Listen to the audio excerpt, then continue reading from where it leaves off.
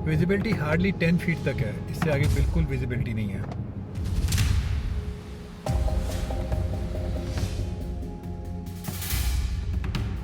मैं तो पागल सा ही हो गया हूँ सिटी को देख के, इतनी खूबसूरती देख के। पीस ऑफ आर्ट है यार ये पूरी सिटी। तेज़ बारिश हो रही है, स्टॉर्म वाली कंडीशन है और इस वक्त हम वॉक कर रहे हैं मोस्तार के ओल्ड टाउन में।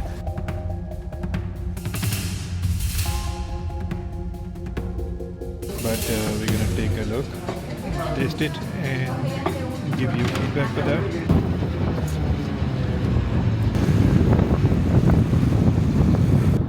ये इस वक्त हम माउंटेन्स के ऊपर से जा रहे हैं और एक्सट्रीम फॉग क्लाउड्स के अंदर हैं और विजिबिलिटी बिल्कुल नियर ज़ीरो विजिबिलिटी है। अस्सलाम वालेकुम एंड वेलकम बैक व्यूअर्स। आज हम जा रहे हैं इस वक्त रात के टाइम मोस्तार की तरफ। ओह माय गॉड, इस वक्त हम सिर्फ सेटनैव को देख के चला रहे हैं कि रोड कहाँ पे जा रही है, किस तरफ बेंड हो रही है। It's getting worst and worst.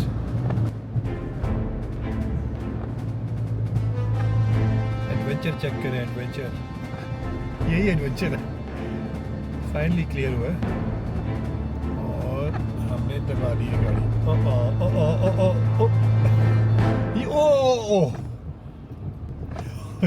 एकदम से विजिबिलिटी ज़ीरो हो जाती है। रात को ड्राइव करने की वजह यह भी है कि यहाँ पे कुछ दिनों से यहाँ पे स्टॉर्म आया हुआ है और एक्सट्रीम रेन और थंडर स्टॉर्म की वजह से यहाँ पे दिन के टाइम पे हम ज़्यादा इंजॉय नहीं कर पा रहे थे। तो मैंने यही सोचा कि मोस्तार की तरफ निकलते हैं और उम्मीद करते हैं कि वहाँ पे मौसम बेहतर होगा। तो इस वक्त हम रात के टाइम मोस्तार की तरफ जा रहे हैं। विजिबिलिटी हार्डली 10 फीट तक है, इससे आगे बिल्कुल विजिबिलिटी नहीं है। यहाँ पे फिर से वही हाल है, हमें कुछ पता नहीं हम कहाँ पे चला रहे हैं। हम श्योर हम किसी माउंटेन एरिया में हैं और बहुत ही सीनिक होना है, मगर रात का टाइम है, कुछ पता नहीं चल रहा। क्लाउड्स के अंदर हम इस वक्त गुमे हुए हैं। आ रहा है, थोड़ा सा बेहतर हुआ और फाइनली थोड़ी सी बेहतर रोड हुई है। सबसे अच्छी बात Bosnia and most of the Balkan states की ये है कि आप यूरोप में ट्रैवल कर सकते हैं विदाउट शेंजन वीज़ा अगर आपके पास यूके का रेजिडेंट परमिट है, जो कि किसी भी तरह का हो सकता है। वर्क वीज़ा हो सकता है या फिर आप स्टूडेंट वीज़ा पे हो सकते हैं या इवन विजिट वीज़ा आपके पास यूके का हो। तो उसकी बेस के ऊपर बोस्निया आपको ऑन एंट्री वीज़ा दे देता है। या तो ये एक बहुत बड़ा बेनिफिट है जो भी लोग यूरोप देखना चाहते हैं और उनके पास शेंजन वीज़ा नहीं है या टाइम नहीं है शेंजन वीज़ा लेके आने का। तो बोस्निया, अल्बानिया, मोंटेनेग्रो, कोसोवो और मैसेडोनिया, ये वो कंट्रीज़ हैं जहाँ पे आप यूके का वीज़ा हो या अमेरिकन वीज़ा हो अगर आपके पासपोर्ट पे, तो आपको यहाँ पे ऑन अराइवल वीज़ा मिल जाता है। तो जो भी दोस्त हमारे जिनके पास ये वीज़ास हैं तो वो फ्रीली किसी वक्त भी इस कंट्री में फ़्लाइट बुक कराएं और आ सकते हैं और ये बहुत ही खूबसूरत कंट्री है। फाइनली आफ्टर 4 आवर्स की स्ट्रेसफुल ड्राइव के बाद इस वक्त हम पहुंच गए हैं डिनर के लिए मोस्तार। ये यहाँ की आगे फेवरेट डिश हमारी सेवापी अगेन। थोड़ा सा फैंसी रेस्टोरेंट में थोड़ा सा फ़र्क ये है कि थोड़ा सा मुझे डिफरेंट लग रहा है, मगर लेट्स ट्राई इट। जो कि हमने बिहाक में खाई थी उससे थोड़ा सा स्लाइटली डिफरेंट है।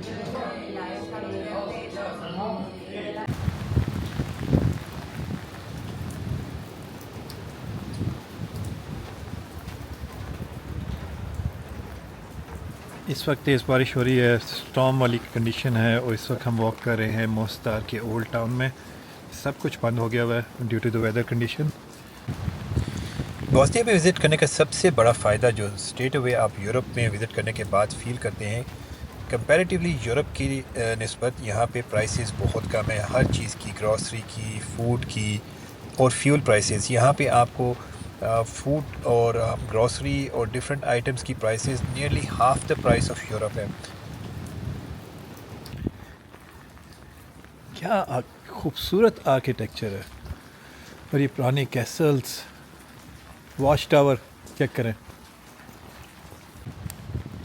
मुझे इस वक्त ऐसा लग रहा है जैसे मैं किसी टर्किश ड्रामों के सीन पे सेट पे आ गया हूँ, या फिर मैं एक्चुअली 15th सेंचुरी में आ गया हूँ। बिल्कुल इस तरह के सीन होते थे टर्किश ड्रामा के अंदर, जिसमें रात के टाइम गार्ड्स वॉक कर रहे होते थे और बेजेंटीन वाले अटैक करते थे। इस तरह कई वेदर दिखाते थे वो।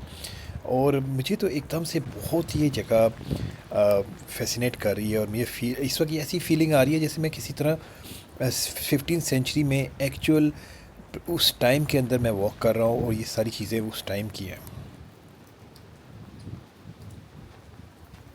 हम पहुंच गए हैं the famous old bridge of Mostar, और साथ साथ आपको वेदर कंडीशन भी दिखाएंगे। एक्सट्रीम स्टॉर्म आया हुआ है, एक्सट्रीम तेज विंड्स हैं। अब इवन अम्ब्रेला को पकड़ना मुश्किल हो रहा है, मगर इसका एक अजीब ही ओह लुक एट दिस। आपको लेके चलते हैं ओल्ड ब्रिज पे, अगर तो हमारी अम्ब्रेला हमारे साथ रही तो।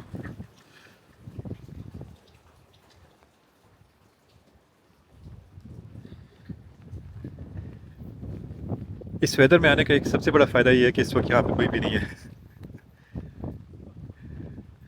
वरना तो दिन के टाइम पे इतना रश होता है कि यहाँ पे खड़े होने की जगह भी नहीं होती। कितना स्टीप एंगल है वो।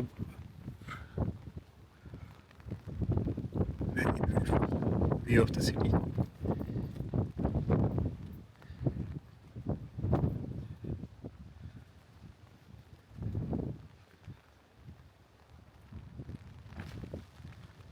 साथ तूफानी बारिश।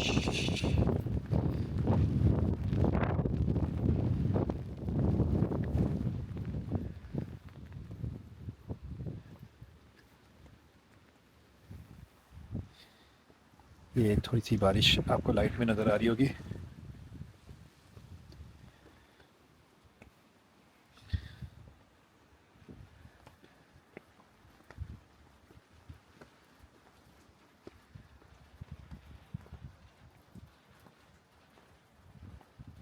और ये सारे कैफ़ेज़ क्या खूबसूरत लगते होंगे दिन के टाइम पे, क्या खूबसूरत व्यू होता होगा यहाँ से।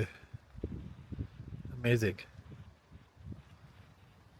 खूबसूरत फील आ रही है इस वक्त, इस मौसम में एक अजीब सी वाइब आ रही है। ये ओल्ड डोर चेक करें,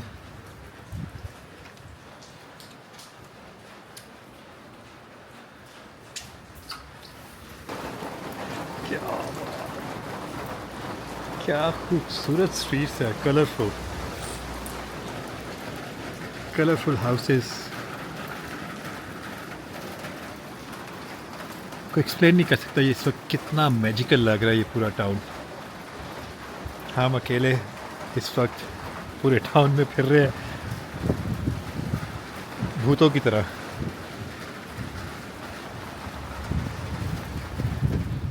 अस्सलाम वालेकुम एवरीवन, इस वक्त हम early morning, very early morning, 5:30 AM in the morning जा रहे हैं मोस्तार के फेमस ओल्ड ब्रिज की तरफ, क्योंकि सबसे पहले इम्पोर्टेंस ये थी कि बारिश ख़त्म हो जाए। तो इसी वक्त मुझे थोड़ा सा मौका नज़र आया जिसमें बारिश नहीं हो रही थी। सारा इक्विपमेंट पकड़ के सबसे पहली प्रायोरिटी होती है कि इतना दूर आप आएँ और ड्रोन ना उड़ाएँ, वो कैसे हो सकता है। तो सबसे पहले प्रायोरिटी ड्रोन शॉट्स की है। ड्रोन शॉट्स लेते हैं और उसके बाद बाकी सिटी का आपको वॉक अराउंड टूर दिखाएंगे। How beautiful this is. ऐसे इस तरह के छोटे छोटे ब्रिजेस बहुत ज़्यादा हैं और बहुत ही खूबसूरत ये टाउन बना हुआ है, बहुत ही अमेजिंग।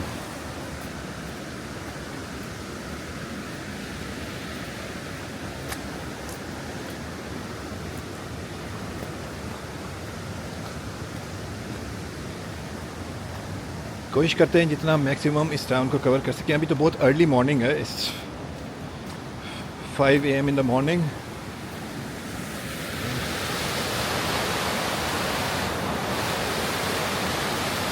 दो दिन से यहाँ पे थंडर स्टॉर्म आया हुआ था, जिसकी वजह से यहाँ पे बहुत ज़्यादा बारिश, फ्लडिंग और हो रही थी। तो अभी हम वही स्पॉट तलाश कर रहे हैं जहाँ से लोग पिक्चर्स लेते हैं ओल्ड ब्रिज की नीचे। तो उस साइड पे हम जा रहे हैं।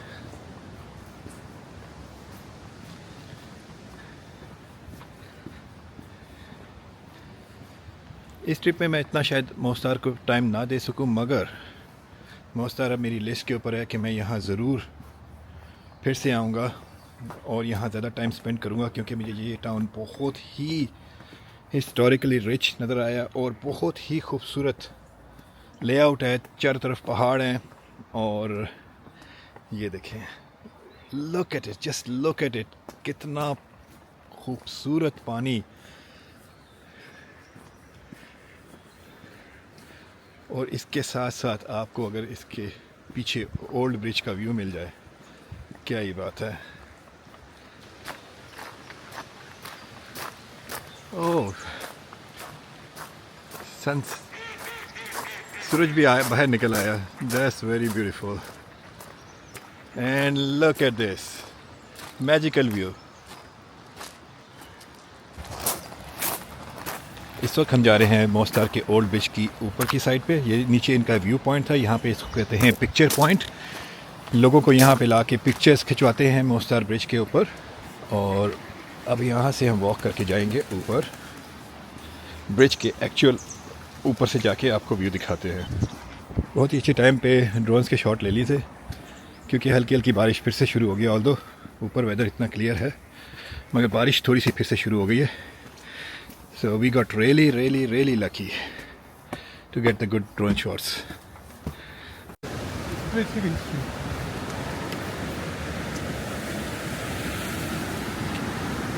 Kariva Crooked Bridge, 20 stone bridge. This is called 20 stone bridge. 16th century का।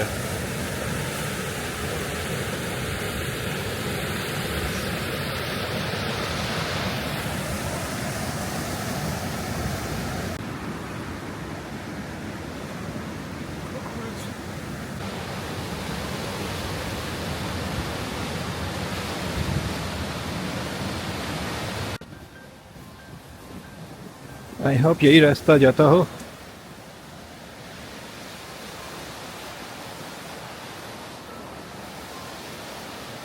इस व्यू की क्या ही बात है, क्या ही बात है। ब्यूटीफुल।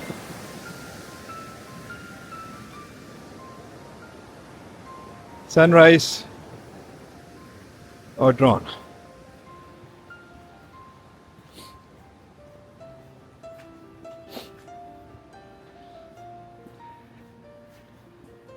अर्ली मॉर्निंग आने का बहुत फ़ायदा ये है कि इस वक्त कोई टूरिस्ट भी नहीं है और सारी शॉप्स क्लोज है, और हम सिर्फ अकेले पूरे टाउन को एक्सप्लोर कर रहे हैं, like a private tour.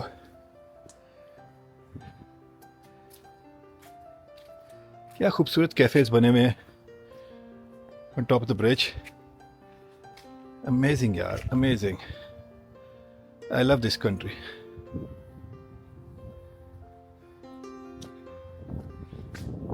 Very beautiful.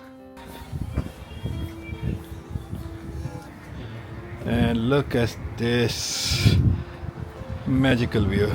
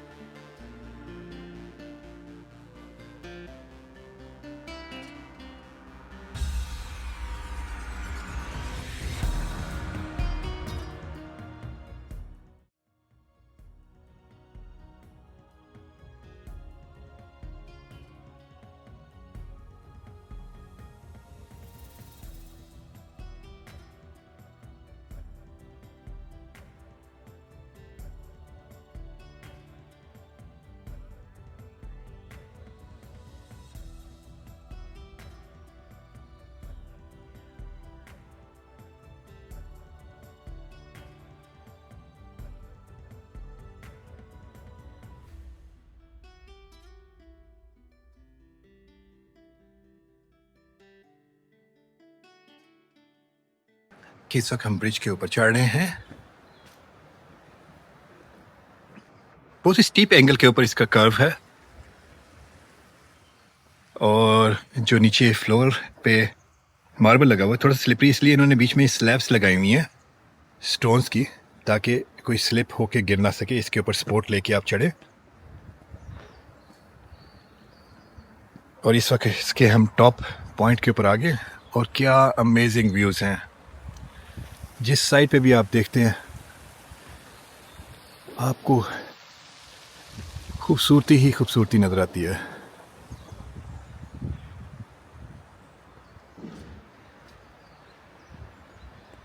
मैं तो पागल सा ही हो गया हूँ इस सिटी को देख के, इतनी खूबसूरती देख के। और स्पेशली ये रिवर अमेजिंग, इसके साथ cafes, old buildings, it's amazing.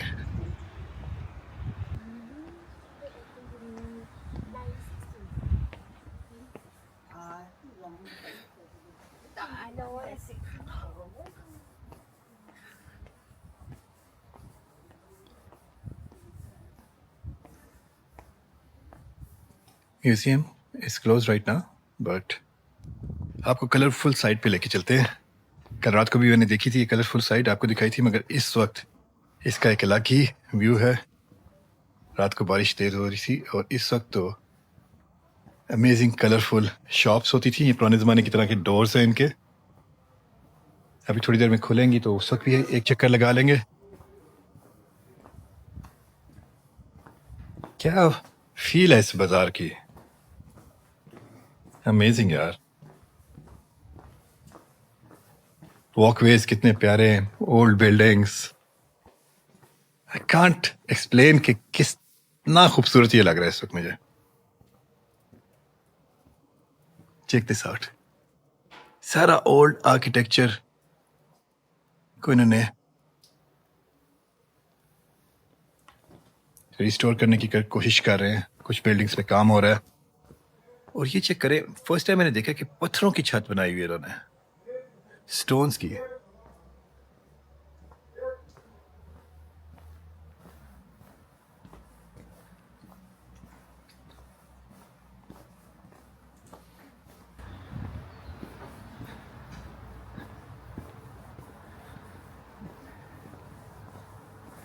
बहुत ही ultimate morning walk around trip हो गया। I love it, really love it. Premium Ottoman delight bakery. अभी यहाँ पे आके हम कुछ खाते हैं, क्योंकि कल हम मीठा तलाश कर रहे थे, हमें मीठा नज़र नहीं आता, मगर ये बेकरीज बड़ी प्यारी लग रही है, तो वेलकम हियर। क्या खूबसूरत इन्होंने रोड के ऊपर ये डिज़ाइनिंग की हुई है स्टोन से। पीस ऑफ आर्ट है यार ये पूरी सिटी।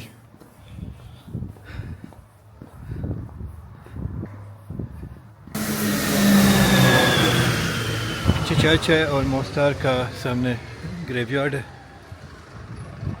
और सामने खूबसूरत ऑटोमन टाइम्स की मॉस्क।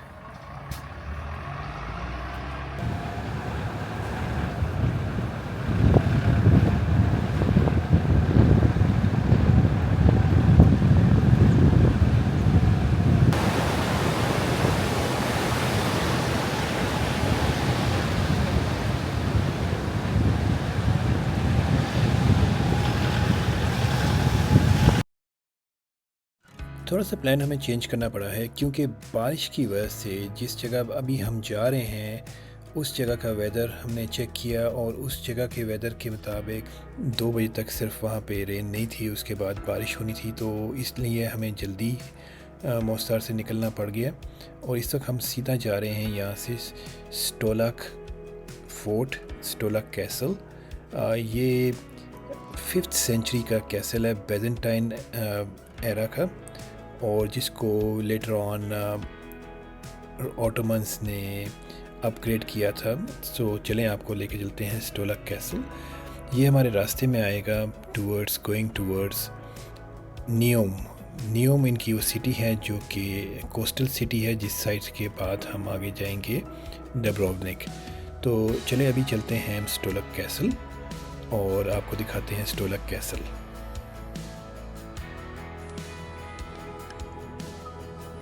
जहाँ तक बाय रोड आने की रिक्वायरमेंट्स हैं, बॉस्निया की लिए आपको इंश्योरेंस परचेज़ कर पड़ती है ऑन द बॉर्डर, क्योंकि यूके की insurance companies mostly Balkan countries को अपने इंश्योरेंस कवर के अंदर इंक्लूड नहीं करती।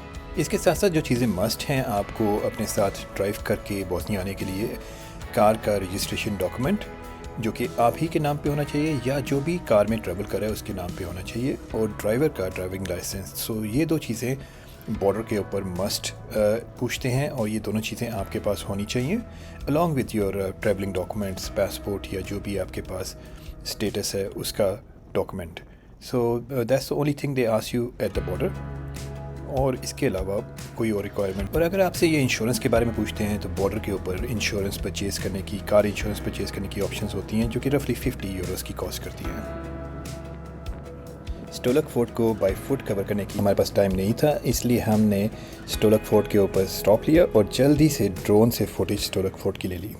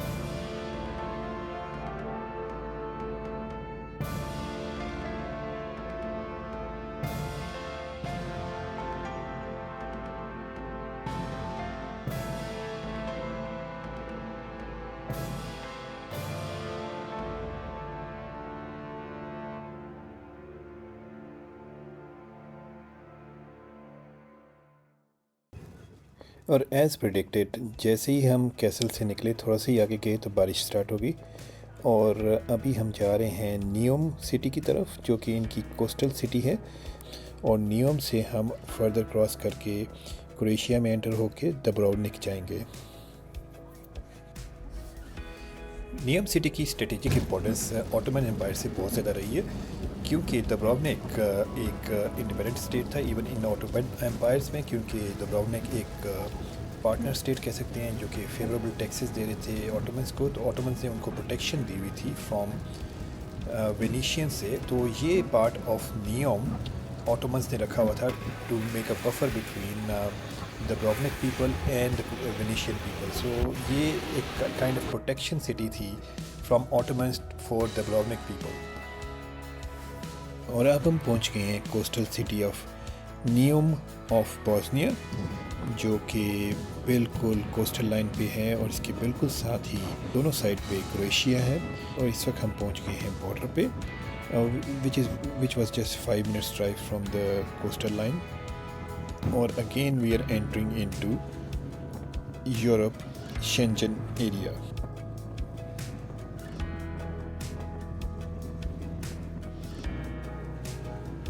चलें मिलते हैं नेक्स्ट एपिसोड में, जो कि बहुत ही एपिक होने वाली है, और मेरी one of my favourite places Dubrovnik आपको लेके चलेंगे।